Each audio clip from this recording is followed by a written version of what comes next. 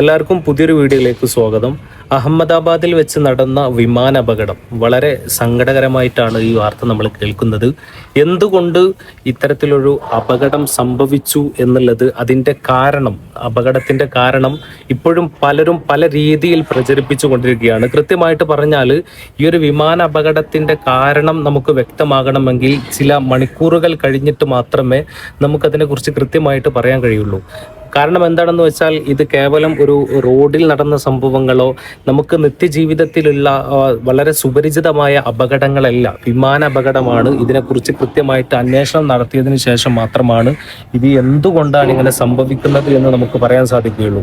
മറ്റു ചിലർ പറയുന്നുണ്ട് എയർ ഇന്ത്യ വിമാനം എന്ന് പറയുന്നത് സേഫ്റ്റി വളരെ കുറവാണ്, അതിൽ സഞ്ചരിക്കുന്നത് തന്നെ വളരെ അപകടം പിടിച്ചിട്ടുള്ള ഒരു കാര്യമാണെന്ന് പറഞ്ഞുകൊണ്ട് എയർ ഇന്ത്യയെ തുരുതുരാ തെറി വിളിക്കുന്ന ഒരുപാട് പേരെയും കാണുകയുണ്ടായി.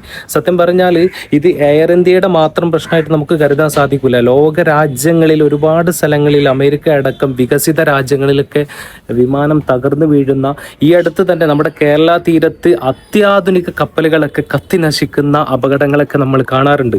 അതൊക്കെ ഒരു ദൈവത്തിൻ്റെ മുൻവിധി എന്നോണം നടന്നു പോകുന്ന അപകടങ്ങളെന്ന് മാത്രമേ നമുക്ക് കരുതാൻ പറ്റുകയുള്ളൂ. എങ്കിലും എയർ ഇന്ത്യയിൽ യാത്ര ചെയ്യുന്ന ഒരുപാട് യാത്രക്കാർ പറയുന്നുണ്ട് അവിടുത്തെ സർവീസ് തീരെ മോശമാണ്, വളരെ പഴക്കം ചെന്നിട്ടുള്ള വിമാനങ്ങളാണ് ഉപയോഗിക്കുന്നതൊക്കെ. എന്തായാലും അന്വേഷണങ്ങൾ നടക്കട്ടെ. ജീവൻ പൊലിഞ്ഞവർക്ക് വേണ്ടി നമുക്ക് പ്രാർത്ഥിക്കാം. നമ്മൾ ആ വീഡിയോ ഒക്കെ കാണുമ്പോൾ ആകാശത്തിൽ നിന്ന് വലിയ ഒരു തീഗോളമായിട്ടാണ് അത് മാറുന്നത്.